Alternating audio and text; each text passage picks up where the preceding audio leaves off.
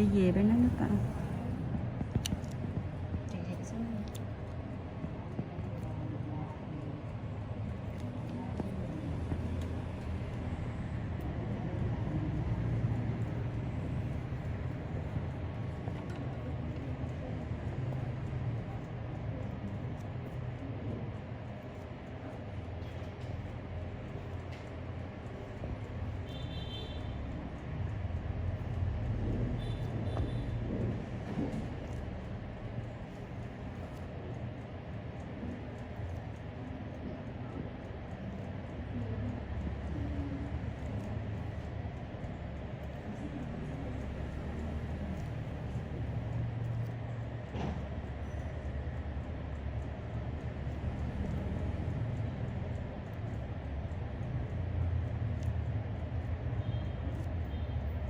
Sáng quá hay là tối? Bình thường. Nhưng mà đây đang được đó. Thì hồi nãy mày tối quá mày bị sáng vô đó, tao cũng đâu có thấy đường đâu. Sáng quá với mày đâu thấy Ý là đường. tưởng là cho tối quá thì phải nhà.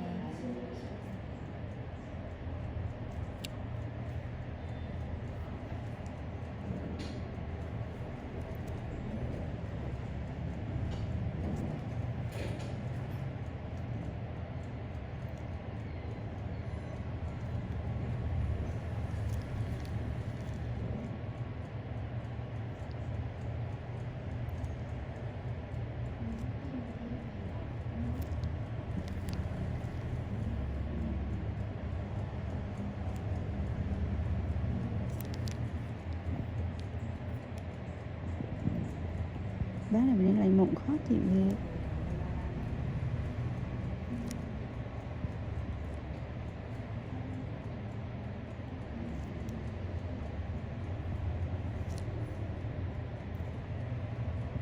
Đi về bên đó nước ta.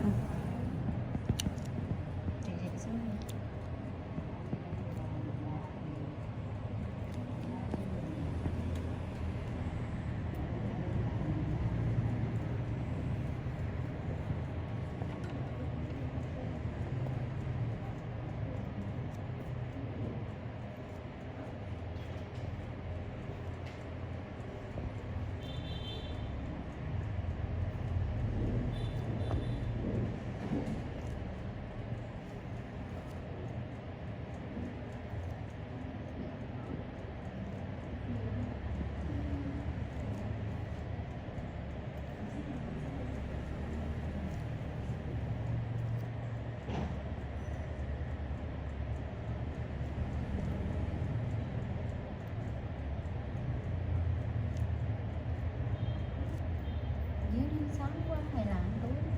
Bình thường. Nhưng mà đây đang được đó. Thì hồi nãy mày tối quá mày bị sáng vô đó, tao cũng đâu có thấy đường đâu. Sáng quá với mày đâu thấy Ý là đường. tưởng là cho tối quá thì phải nhà.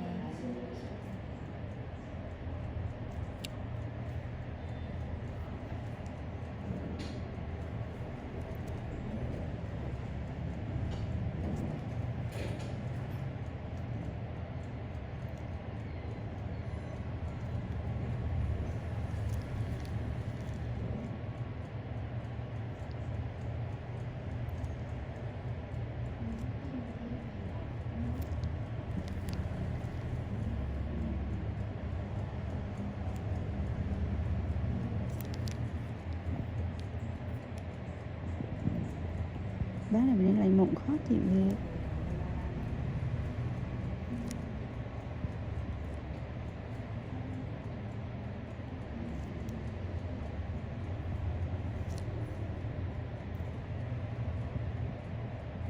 Một miếng khó chịu rồi. Cái mụn của bé này nè, nó bữa mụn dễ chịu nên nó mụn viêm lên rồi.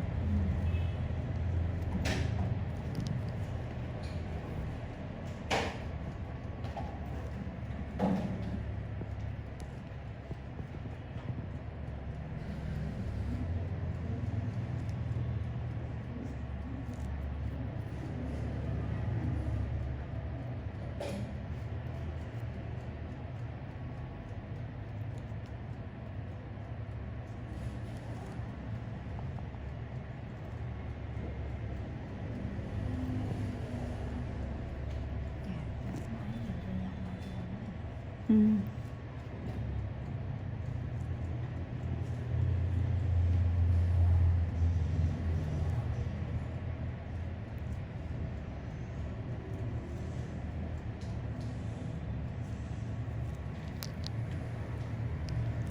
Hôm gì đó ai làm cho chị nó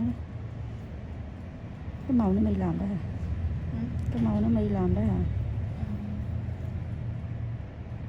Chẳng phải là biết qua không có cái gì nó nhìn trắng tươi nhỉ. Ừ. Cái màu là nhiều rồi đó đúng không? Không để ý. Cái tàu lắm. Ừ. Nó toàn hàng triệu hết mà.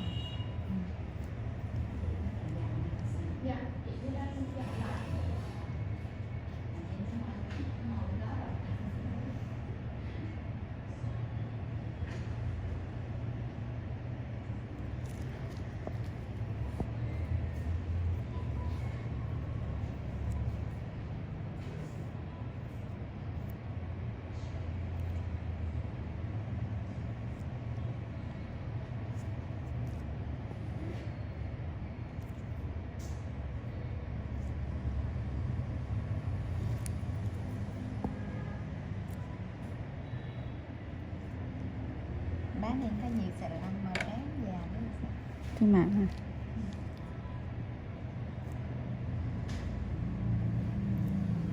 Thế biết là già mà cỡ tuổi đi là làm cho ra tiền là già rồi.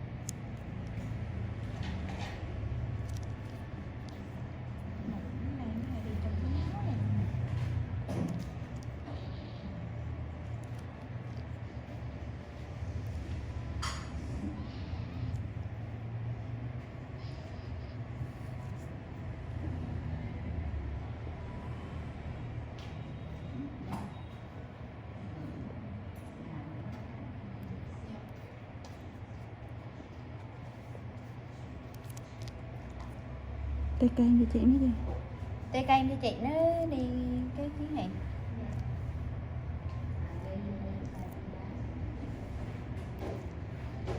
Cô bên đây có màu gì? Đúng không?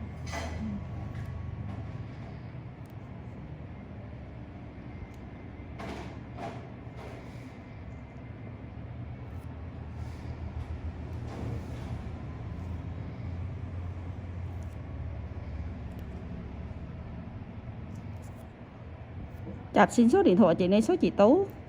Ừ. Điện cho đủ ngày cho rõ giảm luôn.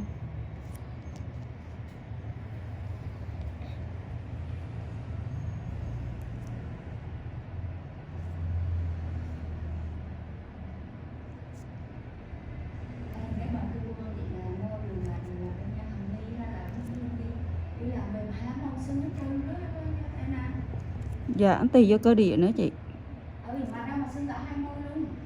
Không, thường là sơn màu trang thôi chị.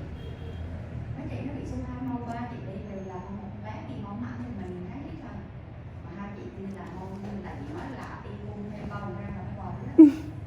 Ghê đó luôn hả? Chị vợ đứa chị mới sợ đó chứ. Chị thấy em làm cho chị Tú bình thường không? Chị điện chị hủa chị Tú là chị đỡ sợ liền. Đấu không có gì đâu nữa, trời đất chứ. Em còn làm cái gì chứ mà. Chị Tú mà cũng sợ đau lắm á. Ừ. Chị cũng sợ đấy lắm rồi chị chần chừ biết cái chứ.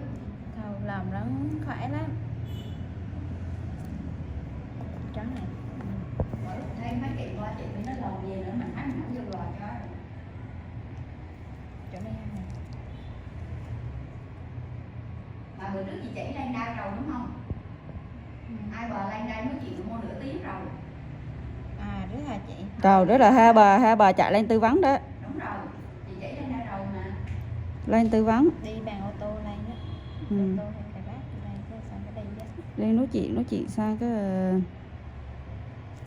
chị suy nghĩ. Ở dưới nó làm giá má chị? Cái bài là triệu 2 triệu 3 chứ. Triệu 2 triệu 3 hả? Ừ. À chắc do thấy dưới nó rẻ hơn đó. Với lại hơn, với lại do đó có chương trình ấy để khuyến mã rồi đó. Mấy bà đi hội giờ giá mà, tụi em biết mà. chị hay nói là lan ra nửa tiếng rồi, nói chuyện nửa tiếng rồi. Rồi cái bà hỏi chị là ra đường chị trên đây kêu lan bán chỗ là sao của tụi nó kêu mình á. Thế là bò sao câu cũng đi á. Em nói thiệt cái xăm trên người mình á, cái thân có vài trăm nghìn không là bao nhiêu hết, nhưng mà quan trọng là trắng đẹp.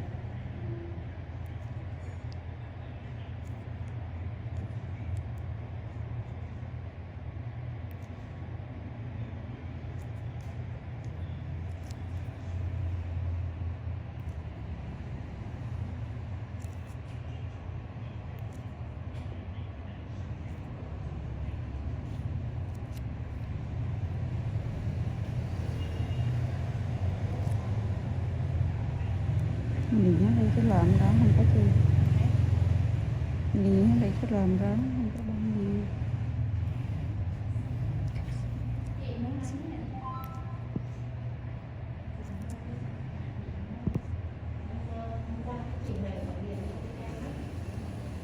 Dạ.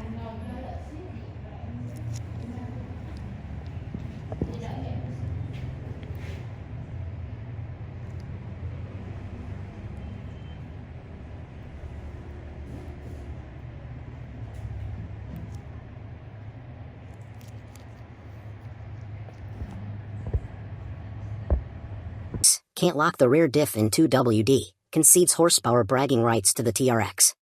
If you're looking to spot a Raptor R in the wild, it won't be easy. First of all, except for its bulging hood, the Raptor R looks very much like an EcoBoost Raptor with the 37-inch tire package. The trucks at Silver Lake were also emblazoned with the graphics package that riffs on the Raptor digital mud pattern by constructing the black part of the graphic out of tiny 8s. On the driver's side of the truck, the Raptor logo renders the second R in Raptor orange, which looks great unless the truck is the same color, in which case it looks like you're driving a Rapto. On the passenger's side, the first R is orange, so on that side you've got an Opter. But you can delete the graphics for no cost if you prefer to let the 5.2-liter Predator speak for itself. Which, at wide open throttle, it does at an 83 decibel bellow, the same number we measured from a certain other supercharged 4x4 mega pickup. There also won't be a million Raptor RS to spot, given that the base price is a cool $109,145. Whether that roughly $30,000 more than a base Raptor, and $26,000 more than a TRX, sounds worth it or totally ridiculous depends on your point of view, and maybe whether your neighbor has a TRX and is overdue for a FOMOCO riposte to those 6 a.m. Hellcat cold starts. It's tempting to conclude that since Ram built the TRX and Ford built the Raptor R, that's where this ends, but we suspect not.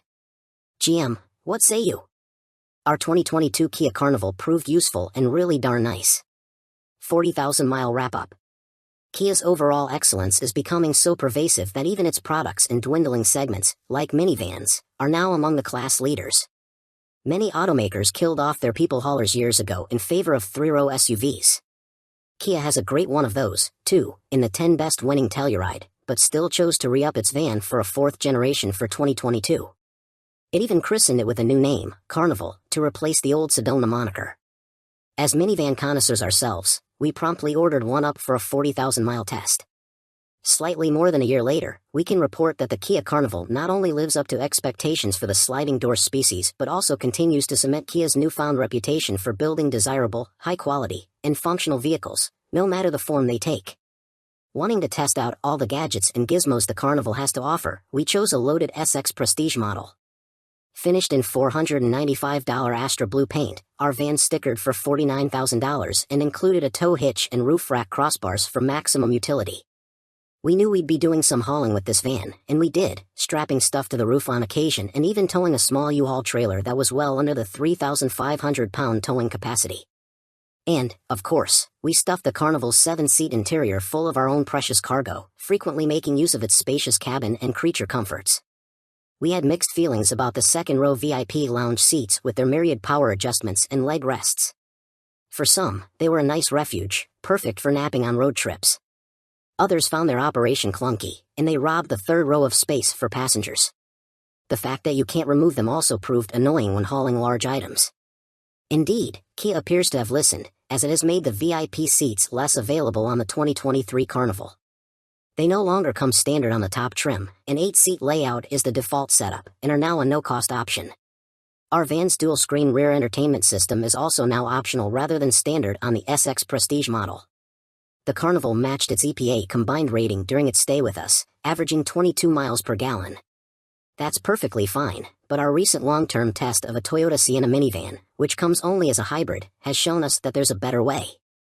It averaged 29 miles per gallon, offered all-wheel drive, and was only a few ticks slower than the V6-powered Carnival, which got to 60 miles per hour in 7.4 seconds at the end of its test. Would I get the Carnival instead of the Sienna that gets 50% better fuel economy, mused editor-in-chief Tony Quiroga. No. But this is a nicer van. That sentiment was shared among the staff, as the Carnival's design impressed inside and out. Kia has attempted to make the minivan, with its cleverly placed C-pillar trim and a more prominent nose, look like an SUV. It doesn't entirely pull off the trick, as the Carnival still has the unmistakable sliding doors and large windows of a van, but we heard from friends that the look of this Kia could convince them to consider a minivan for the first time. Deputy video editor Carlos Lago also liked the jazzed-up cabin, with its patterned metal trim, good-looking display screens, and easy-to-use knobs for the audio system and HVAC controls. 2023 Ford F-150 Raptor R brings the V8 Fury. Update December 27, 22. This review has been updated with instrumented test results. The day began with weather to scare Gordon Lightfoot, when the gales of November came early at Michigan's Silver Lake Dunes. Eventually, the rain abated, but the towering dunes were so thoroughly soaked that there was almost too much traction. Not too much for the guy in the rental Buick Encore, we guess, but enough to make even the steepest of dunes but a minor inconvenience to the 2023 Ford F-150 Raptor R. When you've got 700 horsepower and 37-inch beadlock tires, wet sand may as well be a foot-thick lane of interstate slab. The Raptor R is the long-awaited but maybe not inevitable zenith of the Raptor brand. In a world with no Ram TRX, would Ford drop a Shelby GT500 engine in a Raptor? Science tells us that the mere act of observation influences outcomes, and we have to think Ford observed Ram selling all the $90,000-ish trucks it could build and said, maybe we should do that. And while Ram won't say how many TRXs it has sold, the Stellantis trophy truck had a healthy head start on the Raptor R. We've already wrapped up our 40,000-mile test in our long-term TRX. On orange trucks, the oranger graphic makes it look like you're driving a Raptor. Ford. So it's a little bit curious, given the obviousness of the Raptor R's competition, that Ford didn't go for horsepower bragging rights. With the TRX making 702 horsepower, why not give the Raptor R 703? That would have been hilarious, and probably something Ram might do. Instead, Ford arrived at an even 700 horsepower at 6,650 RPM, and its powertrain engineers make complete sense when they say that you can't tell the difference between 700 horsepower and a little more than 700 horsepower. But trucks like this aren't about making sense, unless you commute to Mike's Sky Ranch in Baja. They're about big numbers and loud noises and taking dirt that was over here and throwing it way over there, and then doing some sweet jumps. The Raptor R is spectacularly well equipped to handle all of that, even without horsepower bragging rights. Highs, towering off-road performance, righteous V8 sounds, quicker than a TRX. For Raptor duty, Ford's supercharged 5.2-liter V8 gets a truck tune that fattens up the torque curve, delivering 640 lb-ft at 4,250 RPM. The blown 5.2 gulps air so ferociously that Ford had to reinforce the Raptor's intake ductwork because the EcoBoost spec plumbing was distorting under heavy throttle. A new supercharger pulley gets the boost ramped up sooner, all the better for spinning those 437-inch BF Goodrich all-terrain KO2 tires. Because the V8 adds 100 pounds to the front end, spring rates are increased, and there are some beefier frame brackets, but the suspension mostly carries over. The base Raptor, with its 450 horsepower twin-turbo 3.5-liter V6, is available with either 35-inch tires or 37s, but the Raptor R gets only the 37s. That costs it an inch of front suspension travel but delivers 13.1 inches of ground clearance and, Ford admits, just helps it look awesome. The 35s are rational, but the 37s say it's Sunday, Sunday, Sunday. And even though your ticket buys the whole seat, you'll only need the edge. The Raptor R, like its EcoBoost counterpart, is gloriously adaptable to whatever terrain you care to assault. The transfer case offers rear drive, auto four-wheel drive, high-range four-wheel drive, physically locked front to rear, and low-range four-wheel drive. You can also manually lock the rear differential, though not in two-wheel drive. The steering effort, Fox Live valve dampers, and exhaust sound all are independently adjustable via steering wheel buttons, which include an R button for your favorite preset modes. And there are drive modes galore to tailor responses for the situation at hand. Baja is our favorite. Wandering into tow/haul mode occasions a shock of recognition. Oh yeah, this is a truck, a useful thing that can tow and or haul. It's not just for sending the Raptor R into low orbit off Silver Lake dunes, although it's mighty good at that too. But so is an EcoBoost Raptor. Where the Raptor R distinguishes itself is when you flatten the accelerator, and the twin 4-inch exhaust cannons fire a fusillade of V8 Fury, and your shoulders are buried into the Raptor R embroidery on the upper seat back while the 10-speed automatic shuffles gears quicker than a blackjack shoe rearranges the cards at the Golden Nugget. The front end climbs toward the sky, and the steering wiggles a little bit in your hands as the Raptor searches for traction. Passing power is explosive, with the towering Ford leaping from 30 to 50 miles per hour in 2.2 seconds, the same time we recorded from the 2019 Ferrari 488 Pista. Even on sand, it feels violently quick. What it feels like, really, is an F-150 Lightning extended range with way more noise and drama. The Ford engineers on hand agreed that Raptor R versus Lightning would be a good race. But Raptor R versus TRX is an even better one, and the Ford holds a narrow edge in acceleration tests. The Raptor R hits 60 miles per hour in just 3.6 seconds, 0.1 second ahead of the TRX, and blazes through the quarter mile in 12.0 seconds at 112 miles per hour, nipping the TRX's 12.3 second run at 111 miles per hour. And those numbers don't fully communicate the Raptor's advantage, since Ford's 114 miles per hour speed limiter begins shutting down the party before the quarter mile is complete. Rewind the tape and we see that at 110 miles per hour, the Raptor has a wider lead, requiring just 11.1 seconds, compared with the Ram's 11.8 seconds. Also, the Raptor lacks a launch control mode and says no to brake torquing. Instead, oddly, the quickest launches happen using the auto hold function. These two things explain why there isn't a wider gap from a truck that weighs 6,077 pounds, which is 704 pounds slimmer than the TRX. That relatively lithe curb weight didn't translate to stinginess at the pumps, though, with the Raptor R merely matching the TRX's 10 miles per gallon observed fuel economy. Given the well-watered state of the dunes, indulging our juvenile urge to throw sand required running in rear drive mode. Which is how we discovered that, in addition to the electronic locker, there's a brake-based limited slip function for the open rear differential. The brake-based system works when one side or the other experiences a flare in wheel speed, and the brake on that side gives a squeeze to send power back to the other side. This system is operating in the background even when the advanced track stability control system is completely disabled. So if, say, you want to roost some dunes in two-wheel drive, where the rear locker can't be engaged, the rear brakes will be getting a workout. When it came time to spec, we had to have a manual. The last CTSV, the CT5V's predecessor, went automatic only, but Cadillac righted that wrong with the new car, and 62% of CT5V Blackwing buyers have chosen the DIY gearbox. Our car is a tasteful dark blue called Wave Metallic, which we would have preferred to pair with the $1,500 bronze-colored wheels rather than the bronze Brembo brake calipers it has. This car also has the $4,100 carbon fiber one package of aerodynamic add-ons, black and tan leather seats with carbon fiber seat backs, $6,090, and the $1,450 weight penalty that is the sunroof option. Between that sunroof and the iron rotors, versus the carbon ceramic option, this example weighs 115 pounds more than the first CT5V Blackwing manual we tested. Not surprisingly, this one ran 0.1 seconds slower to 60 miles per hour and through the quarter mile, although 3.7 and 11.7 seconds, respectively, is bonkers for a 4,200-pound sedan that can comfortably seat 5.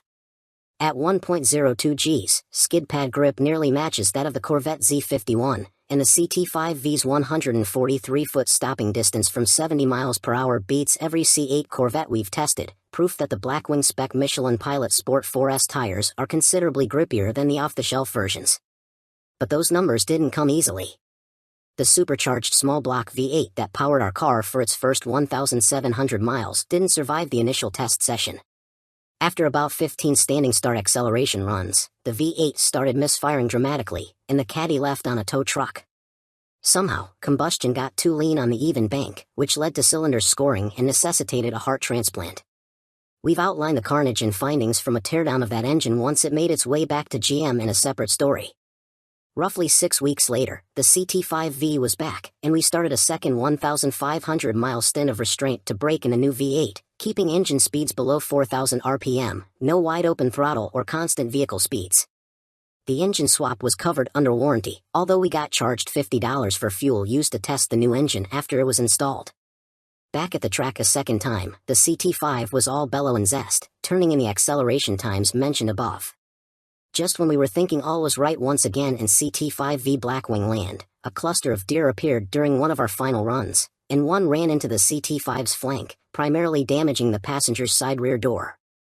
If you thought that was unlucky, the very next day our long-term CT4V Blackwing went to the track, where it startled one of the birds feasting on the fresh kill. The bird then swooped straight into the A-pillar of the lesser Blackwing, which was going 100 plus mph. What are the odds? Months in fleet, 5 months current mileage, 5,937 miles. Average fuel economy, 15 miles per gallon.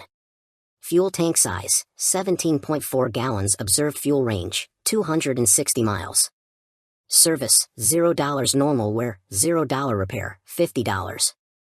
Our long-term 2022 Cadillac CT5V Blackwing provides daily wows. 10,000-mile update. While she meant it in a much nobler context, Maya Angelou's quote, "Nothing can dim the light which shines from within," seems to apply quite well to our CT5V Blackwing. Our feverish praise for Cadillac's brightest ever four-door never wavered, although it has taken a couple pauses. Most recently, there was a $5,563 month-long pit stop to repair or replace every major passenger's side body panel and various trim pieces crinkled by a kamikaze deer during our second try at initial testing, after the engine self-destructed during the first go. But, like we said, the light from what is arguably the best sports sedan ever created isn't easily extinguished. Video maestro Carlos Lago sums up the CT5's all-around awesomeness. "It's everything I could hope for or want from a daily driver sedan. Comfortable, bonkers fast, subtle-looking, but also childishly loud. Part of the loudness is that the engine starts with an extra raspy blip during a cold start, which we enjoy every time." Our CT5 made the trip to this year's Lightning Lap and did a few laps of its own at Veer. To that, we'd add that this car's sizable trunk makes 5-person weekend getaways possible. We don't understand, though, why there's a hands-free unlatching feature when the lid can't power itself open all the way, requiring a hand to complete the task. Our CT5 has gotten out to see more of our corner of the world, traveling to Toronto, Indianapolis, Pittsburgh, and Virginia International Raceway for this year's Lightning Lap, where it did a few laps of its own and earned a track outline sticker on its rump. Commenters repeatedly praised the Caddy's high-speed serenity, comparing notes about how difficult it is to keep the cruising speed below 3 digits. And, totally unrelated, certainly, they mention the CT5's lack of range. While the supercharged 6.2-liter small-block V8 has gained 112 horsepower since the second-generation CTSV, the fuel tank hasn't gotten any larger. In fact, the CT5's 17.4-gallon hold is slightly less than the 18.0-gallon tank in our long-term 2011 CTSV wagon, a car that inspired similar complaints. We've crested 300 miles a few times, and the longer trips have pushed our running average fuel economy up by 2 miles per gallon to 17 miles per gallon. On highway legs, including our 75 miles per hour highway fuel economy test, we've seen as high as 22 miles per gallon, 1 mile per gallon better than the EPA highway figure, which means that theoretically a run in the high 300-mile range is possible. Although there haven't been any complaints about either the comfort or the finish of the carbon fiber back seats, the non-adjustable headrests hit tall occupants, like 6'5" yours truly, well below the top of the head. BMW and Porsche are more accommodating to the tall with their fixed headrest designs. The Blackwing seats also creak slightly when leaned upon. We've criticized the CT5's interior trim, which is quite lowbrow for a $100,000 anything, and now a couple of stitches on the leather steering wheel have started unraveling. We have been digging the night mode, which dims all dash lights except for a minimalist speedo. This is perhaps an idea swiped from Saab, which had a similar feature called Night Panel. We've also completed our first service that didn't involve swapping out the entire engine. The oil filter was just $5, while each of the 8.8 quarts of 0W40 cost more than 3 times as much, yielding a $195 total. On the way back from VIR, we had another run-in with a quadruped. This time it was a deer carcass in the middle of the interstate, hidden by darkness until it was too late to do anything but center it under the car. At every stop for the rest of that trip, we were bathed in the rank smell of warm and very bad meat, and the entrails shattered a couple of plastic underbody aero bits and dented the oil cooler. At least putting on a set of winter tires for Michigan's cold season should be easy. Right? But just as with our CT4V Blackwing, we struggled extensively to source tires in the CT5 sizes. After exhausting all the usual outlets, we found a hodgepodge set at a local Mercedes-Benz dealer. All four are Pirelli Sada Zero Series 2s, but the fronts are Mercedes Spec Winter 270s, and also 5 years old, while the rears are Porsche Spec Winter 240s. That's a lot of caveats when shelling out $1,830 for tires. We also removed the low-hanging brake cooling ducts before snow has a chance to do that for us. The unavailability of tires will hopefully provide sufficient motivation for restraint. There's so much torque all over the CT5's tatch that this heroic V8 makes quick work of the standard 305 width Michelin Pilot Sport 4S summer pelts, so you can be up a gear or two and these squishy Pirellis still don't stand a chance. We are equal parts in awe and in love. Months in fleet, 9 months current mileage, 14,672 miles. Average fuel economy, 17 miles per gallon. Fuel tank size, 17.4 gallons. Observed fuel range, 290 miles. Service, $195 normal wear, $16 repair, $50 damage and destruction, $5,563. Introduction. It's been unforgettable since day one. Despite our fully respecting the break-in restrictions, the CT5V Blackwing forcefully blew off its tires in a fit of wheel spin on its first drive home in our long-term fleet. Sure, the conditions were chilly and wet, but the amount of hooliganism at the ready, even when using well shy of this car's full 668 horsepower, can almost seem reckless. That is, if the CT5V weren't so communicative, predictable, and controllable, making it easy to ease past the limit without losing the handle. But we didn't yet know the breadth of emotions that Cadillac's V8 sports sedan would quickly sear into our memory during this long-term test. After the CT5V Blackwing ran with far more expensive 4 doors at our lighting lap track showdown, and after we named each of Cadillac's Blackwings to our 2022 10 best list, we ordered up both for a long-term test so we could hang on to some of the best driving sports sedans ever created for as long as possible. Not much went wrong with our Carnival, but its scheduled maintenance costs did total a relatively high $1,091, and Kia doesn't offer complimentary maintenance like some of its rivals do. The only actual issues we had with the van included a blown speaker, which was replaced under warranty, and a damaged mud flap. That one was our fault, and we replaced it for $86. We also equipped the Carnival with Nokian Outpost APT tires for the winter months. These so-called all-weather tires are meant to offer better snow performance than all seasons, but aren't quite the same as full-on winter tires. They were just fine for traversing slippery conditions, but we occasionally found them to be noisy on dry roads.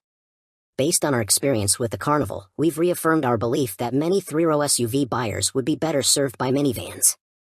While we still like the Telluride a whole lot, the Carnival is considerably more spacious inside and offers a lot of bang for your buck, especially now that Kia has raised prices considerably on the 2023 Telluride. We loved having the Carnival around, and there's now a sad, minivan-shaped hole in our long-term fleet that will be tough to fill. 30,000-mile update. Now that the Toyota Sienna has finished its 40,000-mile stay with us, the Kia Carnival is the sole minivan doing duty in our fleet. Granted, Kia's 3-row Sorento SUV has joined the C/D garage, but its smaller cabin and lack of sliding doors only serve to remind us that you can't beat a minivan for passenger comfort and versatility.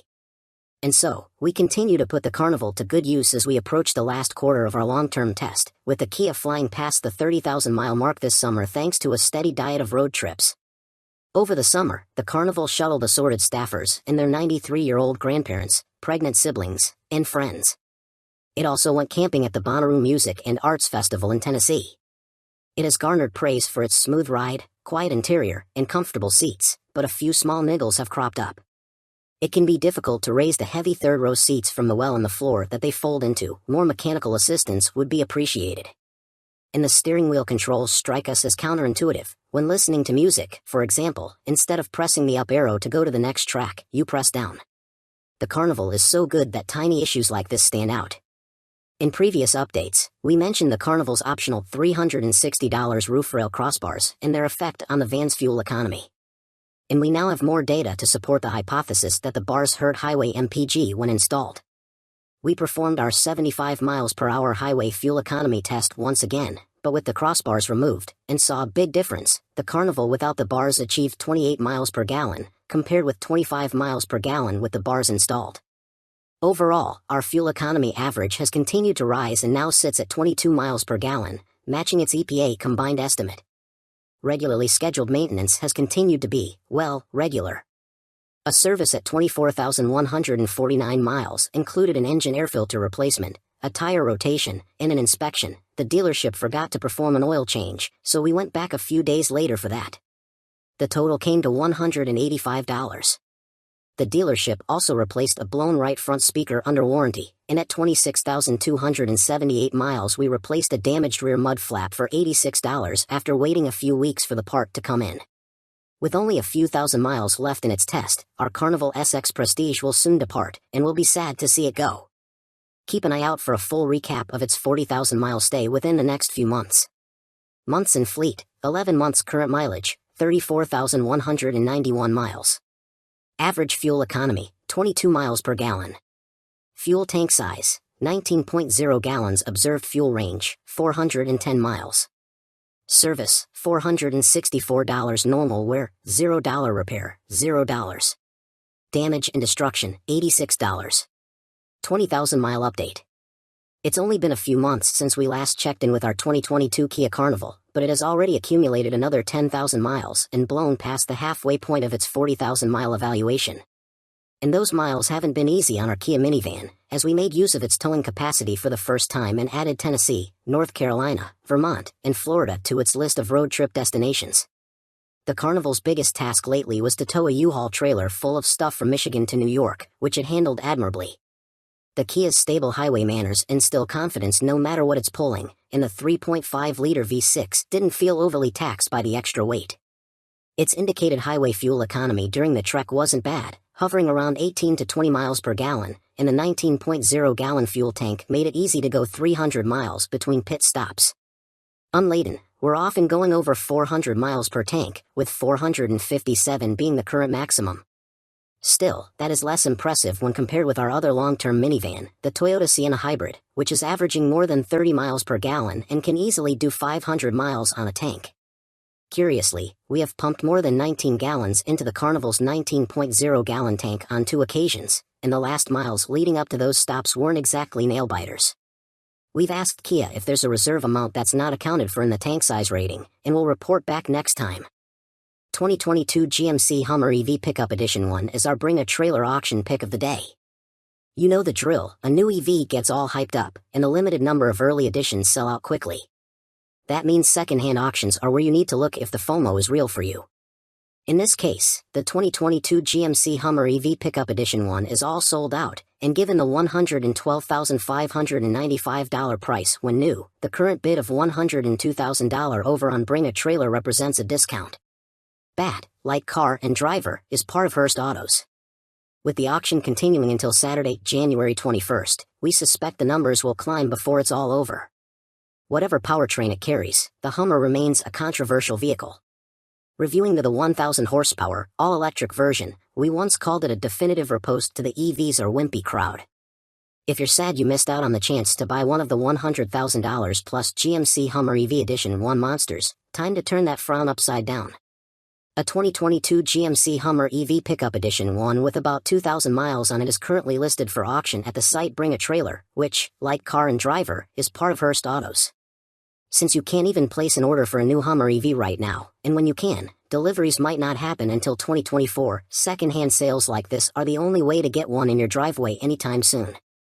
Originally priced at $112,595, this Hummer includes all of the headline-grabbing features that GMC is packing into the over-the-top EV: crab walk 4-wheel steering, the 200.0 kilowatt-hour Ultium battery pack, underbody cameras, watts to freedom, WTF, launch control, and an infinity roof with 4 removable tinted glass sky panels. 3 motors, 1 in front, 2 on the back axle, provide a 0 to 60 mph time of approximately 3 seconds when the WTF mode is engaged. Super Cruise, an extreme off-road package, Bose audio, 18-inch wheels, and a multi-pro tailgate are all included. Once GMC opens up Hummer EV orders again, you could spec a new one to have similar specs to the Edition 1, but some features are exclusive to this model, like an Edition 1 badge. The contrasting interstellar white exterior paints and jet black and light gray faux leather interior also identify it as an Edition 1 model. This 2022 GMC Hummer EV is located in Washington State and has a clean title. It has had only one owner and a clean Carfax report.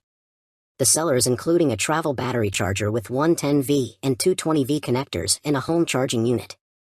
759 HP 2023 Aston Martin DBS 770 Ultimate is a limited run swan song. Aston Martin is retiring the current gen DBS with a bang, revealing the DBS 770 Ultimate in a limited edition of 499. Aston calls this its most powerful production car ever, thanks to a 759 horsepower 5.2-liter V12. The special car, which is already sold out, is part of the company's celebration of 110 years since it was founded on January 15, 1913. It is priced at the equivalent of $387,600 for the coupe and $415,960 for the convertible, Aston said. Update January 18, 23, added acceleration figures. If this is your first time hearing about the Aston Martin DBS 770 Ultimate, you're already too late. To celebrate the end of the current generation DBS, Gaydon has whipped up quite the barnstormer, only 499 of which will be built and all of which are already reserved. You snooze, you lose. It's one hell of a swan song too. In fact, Aston Martin says the DBS 770 Ultimate is the most powerful production car the automaker has ever produced. Under that long hood is a 5.2-liter V12 engine producing 759 horsepower and 664 pound-feet of torque, which is delivered to the rear wheels through a ZF-built 8-speed automatic transmission and a standard mechanical limited-slip differential. Aston Martin claims all this power is good for a 3.2-second hustle to 60 miles per hour, although the convertible takes an extra 0.2 seconds to reach the same speed. Top speed is a suitable 211 miles per hour. Aston Martin didn't just jack up the boost pressure and call it a day. While it does use the same carbon ceramic brakes as the standard DBS, a whole raft of updates under the skin should boost its handling prowess as well. A beefier front crossmember and rear undertray boost overall torsional stiffness by 3%, while front and lateral stiffness is up by 25%. A new solid-mounted steering column should bestow the driver with some additional feel, and the adaptive dampers carry unique tuning too. If the FOMO hasn't already crept in, it will as soon as you see a DBS 770 Ultimate roll by. It is handily the sharpest DBS variant on the block. Tweaks to the bumpers bring an angrier look alongside additional airflow, and that focus on aerodynamics continues by way of a massive horseshoe-shaped vent on the clamshell hood. There's also a flashy new set of 21-inch wheels, available in 3 finishes and wrapped in Pirelli P0 Performance summer tires. The DBS's interior was already pretty radical, but Aston Martin has kicked things up a notch for this final edition. Standard sport seats include semi-aniline leather and uniquely quilted Alcantara. The center armrest gets a cute little leather strap with a laser-etched badge carrying the DBS 770 Ultimate logo. The model designation can also be found on the doorsill plaques. Of course, any owner can go above and beyond what's seen here, thanks to Aston Martin's Q bespoke services, which can add all manner of clever graphics and paint colors into the build. The 2023 Aston Martin DBS 770 Ultimate will be limited to 499 units, split between 300 coupes and 199 convertibles, with production starting in the first quarter of this year and deliveries happening in the third. Unless you're waiting for one to pop up on Bring a Trailer, you're out of luck because the order books are already closed. The base engine will remain a 147 horsepower 2.0-liter inline-4 paired with a continuously variable automatic transmission. A more powerful turbocharged 1.6-liter inline-4 will be available, likely on the sportier N-line model, and produces the same 195 horsepower and 195 pound-feet of torque as before. Hyundai has yet to confirm the transmission for this model, but it previously used a 7-speed dual-clutch automatic. We're hoping that the raucous 286 horsepower Kona N Performance model will stick around, too, but we may have to wait a little longer for more information on that. There's also a Kona Hybrid, but we're not sure if it'll be sold in the US or not. Its powertrain, which consists of a 1.6-liter gasoline engine and an electric motor and produces a total of 139 horsepower, appears to be the same as what's offered in the Kia Niro. A Kona electric model will also return, but specs aren't yet available for that. In terms of size, the new 2024 Kona is bigger than before, with a 2.3-inch longer wheelbase and a 5.7-inch longer overall length. Hyundai says this improves rear seat room and cargo space. A few additional photos of the interior show the dual 12.3-inch display screens that will be offered, likely only on higher trim levels. Holy Tonale. New 2024 Alfa Romeo Tonale SUV starts at $44,590. The 2024 Alfa Romeo Tonale small SUV is the company's first plug-in hybrid. Pricing starts at $44,590 for the entry-level Tonale Sprint, while the fully loaded version starts at $49,090.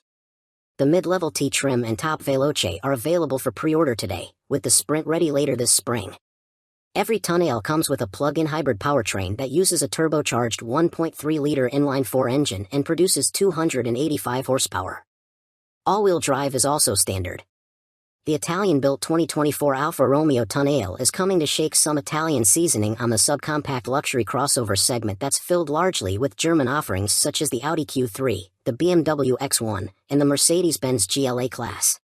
Available today for pre-order, we now know pricing for the new Alfa SUV, but its entry-level trim won't become available until sometime this spring. The Tonale is Alfa Romeo's first plug-in hybrid and is a small SUV that slots in below the Stelvio. It shares its platform with the Jeep Compass but is more closely related to the upcoming Dodge Hornet that also goes on sale later this year. While every Tonale gets the same 285 horsepower turbocharged 1.3-liter inline-4 plug-in hybrid powertrain with a 9-speed automatic and all-wheel drive, the crossover's options are split among 3 trim levels. Only the top 2 trims, Veloce and T, are available for pre-order today. The Tonale is currently eligible for the $7,500 federal EV tax credit. Tonale Sprint starts at $44,590 and serves as the entry point for the mini Alfa Romeo. It comes with an impressive list of standard equipment such as silver 18-inch wheels, keyless entry and ignition, remote start, heated cloth seats, and a heated steering wheel. A 10.3-inch infotainment touchscreen with Apple CarPlay and Android Auto are also standard. There's even wireless smartphone charging. The Tonale T pricing starts at $46,590, only a few $1,000 more than the entry trim, and adds subtle appearance changes like black wheels and other exterior accents but also includes a power liftgate and ambient lighting. At the top of the Tonale food chain is the Veloce at $49,090. While the trim level means Italian for fast, it doesn't actually have an advantage in power. But it should feel livelier thanks to its larger 19-inch wheels, Brembo brake calipers, and a sporty adaptive suspension. The Veloce has the nicest interior of the bunch, with perforated leather seats and synthetic suede upholstery, and it's the only way to get paddle shifters. While its commanding starting price does give it a bigger price tag than other plug-in hybrids such as the Ford Escape PHEV, Toyota RAV4 Prime, and Hyundai Santa Fe PHEV, it has more horsepower than other gas-only crossovers its size. Alfa hopes that its beautiful Italian design and richly equipped standard features will win hearts. 2024 Mercedes-Benz CLA gets new looks, electrified powertrain. Mercedes revealed the 2024 CLA lineup, previewing newly styled front and rear ends, restyled headlights, and new wheel options. Peak output stays at 221 horsepower, but a newly electrified powertrain adds 13 horsepower to bring peak power lower in the range. There's no word on official pricing yet, but Mercedes expects the new CLA to start arriving at dealerships later in 2023. Mercedes isn't quite ready to give the CLA a full redesign but instead is offering a slight facelift to please fans of the compact four-door. Along with it comes a newly electrified powertrain. The 2024 model gains a 48-volt hybrid system to help with acceleration. In the low end of the rev range, it adds a power boost of 13 extra horsepower. During braking and acceleration, the starter generator recuperates energy, which it then uses to supply the 12-volt onboard network in the 48-volt hybrid system with electrical energy. The system appears to work similarly to the hybrid system in the Mercedes-AMG SL43, which utilizes a belt-driven starter generator to boost horsepower at lower RPM. The CLA's looks are updated at both front and rear, although changes are minimal. The front fascia gets new shaping, and the grille swaps its old speckled dot design for one spangled by the Mercedes star. The biggest visual changes are redesigned headlights and taillights, which drop the lower portion of the daytime running lights. There are 2 new color options, Hyper Blue, which is exclusive to CLA models, and Starling Blue. 3 new wheel designs also join the lineup. The AMG wing cooked up its own series of revisions and upgrades for the AMG CLA 35 and CLA 45 models, which sport a new AMG-specific front end.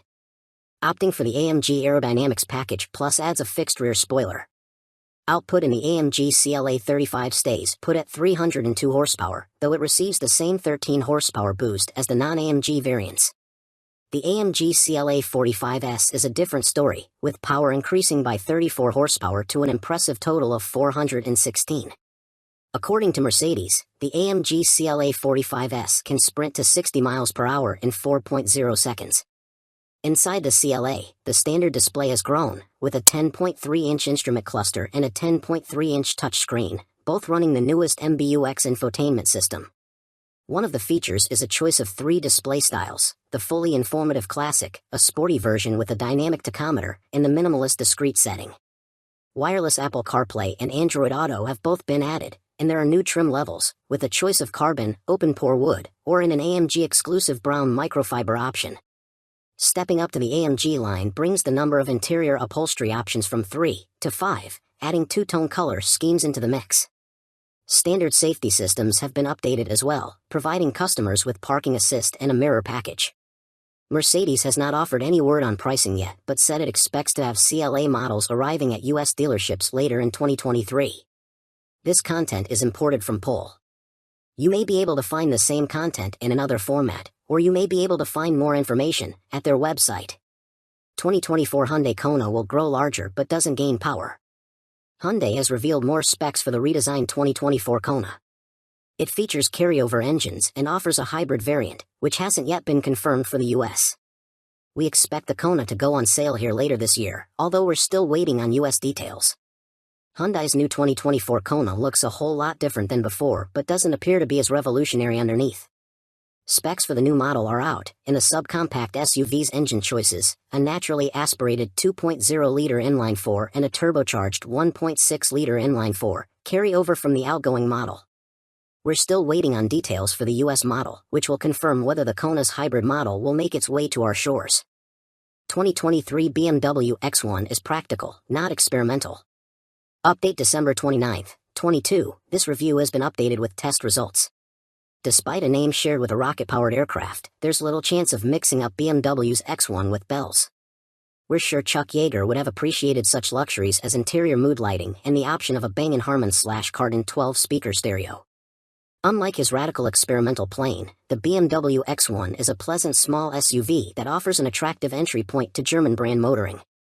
And it isn't breaking barriers or speed records, even if you dropped it from the belly of a B29. BMW's skunkworks have recently been experimenting with dramatic design elements inside and out. The X1 is a more traditional offering with a smooth exterior and a small, almost square kidney grille understated next to the flared nostrils of most of the current BMW lineup. Still BMW's smallest SUV, the X1 has grown to nearly the size of a first-generation BMW X3. Now in its third iteration since its 2009 introduction, the UDA is 1.7 inches longer and taller, and it's almost an inch wider than last year's all-wheel drive equivalent. The wheelbase is 0.9 inch longer, and the track width is greater by 0.8 inch. The result is more interior room and a hint of bulldog stance. A revised engine and a new transmission. Under the hood is a good old gas burner, a turbocharged 2.0-liter Miller cycle 4-cylinder with a few extra horses squeezed in. An electric version, the 9.1, is available in other markets but won't come here. Changes to the combustion chamber geometry and the new port and direct injection system bump the power plant to 241 horsepower, from 228, and 295 pound-feet of torque. In our testing, the X1 at full thrust reached 60 miles per hour in 5.4 seconds and covered the quarter mile in 14.1 seconds at 99 miles per hour. Replacing the previous 8-speed automatic, a 7-speed dual-clutch gearbox has a wider ratio spread and allows coasting. If you want it on high alert for grabbing gears, the Sport mode shifts with more vigor, and the M Sport package, $2,300, provides paddle shifters that put the decision-making in the driver's hands. We found the powertrain to be quiet and smooth in traffic and highway cruising but a bit sluggish when asked to make high-speed passes or accelerate uphill, despite the X1's reasonably zippy 4.3-second 50 to 70 mph passing time. There's some turbo lag to be found here, even in Sport mode, which helped contribute to a relatively pokey 6.6-second pull from 5 to 60 miles per hour. EPA fuel economy estimates are 28 miles per gallon combined, 25 miles per gallon city, and 34 mpg highway, which are some 2 to 3 miles per gallon better than last year's all-wheel drive model. Running the X1 hard through Southern California's mountain roads, we averaged only 23 miles per gallon, though. One big change to the X1 for 2023 is that all-wheel drive is now standard. During easy motoring, the front wheels handle the majority of driving duties, but any loss of traction sends power to the rear. Dynamically, the X1 is fun to drive, scooting happily around corners. Its small size makes it well matched for narrow roads, and, when you're done, narrow parking spots. Neither the steering wheel nor the brake pedal offers much feedback.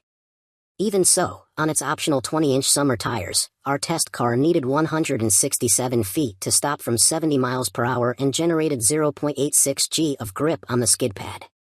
Interior style and tech. BMW has been on it with interior design in its new models. The X1's cabin makes good use of texture and color to add interest to swaths of plastic.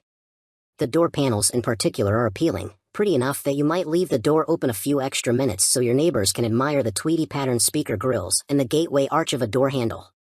The console offers a lower shelf space, although it's not easy to access with a larger handbag. Cup holders sit low and out of the way, and the optional wireless charging pad leans back at the angle of a grandpa in a Barcalounger, a nod to those of us who sneak a look at the screen at stoplights. Speaking of screens, the X1's single curved display panel runs from behind the steering wheel to the center of the dash.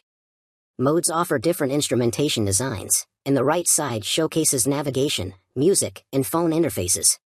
Unfortunately, the screen is also the only way to control the climate system and the seat heaters, and it's a long stretch for the driver, even for those of us sitting far forward. The sound system can be adjusted from the steering wheel, but to turn off the heated steering wheel or adjust the AC fan, you have to do some poking around on screen, never an ideal action while driving. The seats in our sample car were the optional sport seats. For a commuter SUV, they're deeply bolstered. While the seating position was good and highly adjustable, the cushioning was too firm for a long drive, a scenario in which the bones in one's posterior will quickly make themselves known. The rear seats are also stiff, and passengers may find the backrest angle too reclined, although the laid-back shape does make installing a child seat easier. Cargo space is generous, with a side net to corral small objects, a total of 26 cubic feet behind the rear seats, and 57 with them folded. X1 pricing and equipment. Shopping for an X1 should be relatively easy, as there are no alternative engine or transmission choices, and the standard model comes with many features you'd want, including Apple CarPlay and Android Auto compatibility, LED headlights with cornering lights, a power liftgate, and roof rails. The X-Line package adds bigger wheels and more interesting interior trim, and a sunroof is available with either the convenience package, $1,950, or the premium package, $4,200. Nudging the price up from the $39,595 starting point is pretty easy, and our $50,795 example packs a lot into a small SUV. It may not be Chuck Yeager's glamorous Glennis, but even an experimental test pilot could use a practical runabout when it's time to hang up the flight suit and drive home. Kia doesn't price its vehicles as aggressively as it used to, but the starting points for the new Sportage, $27,615 for the base LX model up to $38,415 for a X Pro Prestige, fall into a competitive range for compact crossovers. We'd be reluctant to pay close to $40,000 for a version like the two we tested, a $38,310 SX Prestige Hybrid and a $39,075 X Pro Prestige with the base engine. The X Pro can't be had with the hybrid powertrain. But a nicely equipped EX Hybrid in the mid-$30K range strikes us as an attractive proposition, distinctive styling and all. 2022 Mercedes-Benz EQS 450 Plus electrifies luxury. Update January 3rd. 23. This review has been updated with test results. After you've driven nearly every car for sale over the last 20 years, it's natural for the cars of the past to enter into your thoughts when driving something new. Humans compare experiences to gain perspective, which explains why we were daydreaming about Rolls-Royces while driving Mercedes-Benz new electric luxury four-door, the EQS 450 Plus. Like a Rolls-Royce Phantom, the EQS is a capsule of luxury and silence that pours itself down the road with unerring grace. Unlike a hard-to-swallow Rolls, the EQS looks like an Advil leaky gel. It's a lozenge of a car with what Mercedes claims is the lowest drag coefficient, 0.20, of any car on sale. That slick bod whips through the air, barely disturbing it, and leads to near silence at extra-legal highway speeds. At a more reasonable 70 miles per hour, we recorded just 64 decibels of noise inside the cabin. The 107.8 kilowatt-hour battery sandwiched in the floor assists in keeping road noise to a minimum. That big battery also allows the EQS 450 Plus to go an estimated 350 miles between charges, according to the EPA. Yet we were able to cover 400 miles on our 75 miles per hour highway test, putting this Benz just behind our current long-range EV champ, the Lucid Air Grand Touring. Find a level 3 DC hookup and the EQS can go from 10% charge to 80% in a claimed 31 minutes. On a typical level 2 setup, the EQS takes just over 11 hours to go from 10% to 100%. Highs: impressive real-world range, luxurious appointments, generous cargo capacity. Moving the electrons around in the battery is a single motor driving the rear wheels that makes 329 horsepower and 417 pound-feet of torque. It's not nearly as quick as the 516 horsepower EQS 580, but it'll shove you into the massaging seats. After the initial thrust from a stop, the acceleration tapers off, but 60 miles per hour is yours in 5.4 seconds. In more relaxed driving, the right now torque affords the EQS the same sort of effortless waftability that Rolls-Royce has been touting for decades.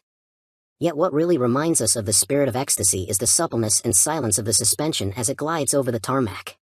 Not much of the outside permeates the EQS's cocoon. The long 126.4-inch wheelbase certainly helps attenuate bumps, but it's the tuning of the standard air spring suspension that maintains the serenity despite our test car's 20-inch wheels wrapped in Goodyear summer rubber. Those sticky tires provide excellent grip, 0.90 G around the skid pad, despite this car's 5,530-pound curb weight.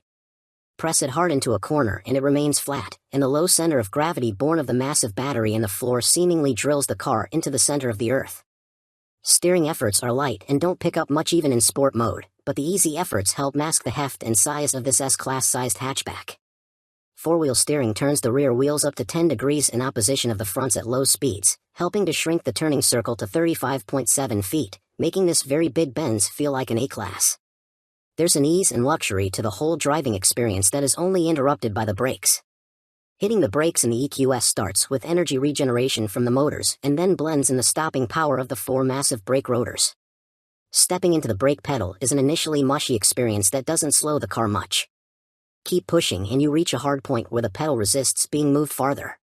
Press harder and the deceleration finally hits, but it takes a lot of pedal pressure to get meaningful braking, and by then you're sailing toward that burgundy Corolla at an alarming rate. Give yourself considerably more space than the 167 feet it takes to stop from 70 miles per hour and 351 feet from 100 miles per hour. 2023 Kia Sportage leads with bold styling. Update January 12, 23. This story has been updated with test results. Given the smashing success that is the Kia Telluride, it might have been smart for Kia's designers to simply scale down that 3-row SUV's squared-off looks when it came time to redesign the brand's smaller crossovers. But the latest generation of the midsize Sorento doesn't stick to that template, nor does the new 2023 Sportage, which brings a distinctive look to the compact segment. Whether you'll be a fan of the Sportage's design is another story. We won't call it ugly, but its face is somewhat polarizing. With boomerang-shaped accent lights, low-mounted headlights, and a wide-mouth grille, the front end makes a strong statement. What exactly that statement is, we'll leave up to you. The rear end is a bit more cohesive, with smooth surfaces and taillights that remind us of the handsome units on the Kia EV6. The Sportage surely won't be mistaken for its corporate sibling, the Hyundai Tucson, which also looks striking for a mainstream crossover. The Sportage is not all about form, though. Significantly larger than its predecessor in length, wheelbase, and many other dimensions, the new model is on the big end of the compact SUV spectrum.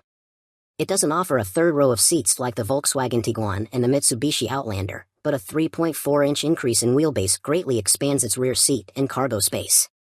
We like how the rear seats slide and recline, and the Sportage's 40 cubic feet of cargo volume behind the second row just edges out what the Honda CR-V offers. Highs: spacious interior, lots of features and options, good ride quality. This Kia's interior trappings also are nicer than that Honda's. Upper trim Sportage models have 2 integrated 12.3-inch display screens in front of the driver, one for the digital gauge cluster and the other for infotainment. Both screens have bright, crisp graphics, and the dashboard's various materials are pleasant to the touch where it counts, and still nicely grained hard plastic where it doesn't. Another screen down on the center stack is flanked by 2 physical knobs that can display either haptic climate control buttons or a row of navigation and audio controls. The functions of those 2 knobs can also change depending on inputs, which is a neat feature but not necessarily a convenient one when you reach down to adjust the volume and realize the knob is currently set for temperature control. More knobs and buttons reside on the center console to manage everything from the optional heated and ventilated seats. An EX model we drove had glaringly blank buttons for the ventilated seats it wasn't equipped with, to the various drive modes and off-road settings, such as hill descent control and the ability to lock in the all-wheel drive system. Like basically every other crossover maker these days, Kia is touting its vehicle's capability in the dirt, and it's now offering the Sportage and X Pro trim with all-terrain tires and some rugged-looking visual tweaks.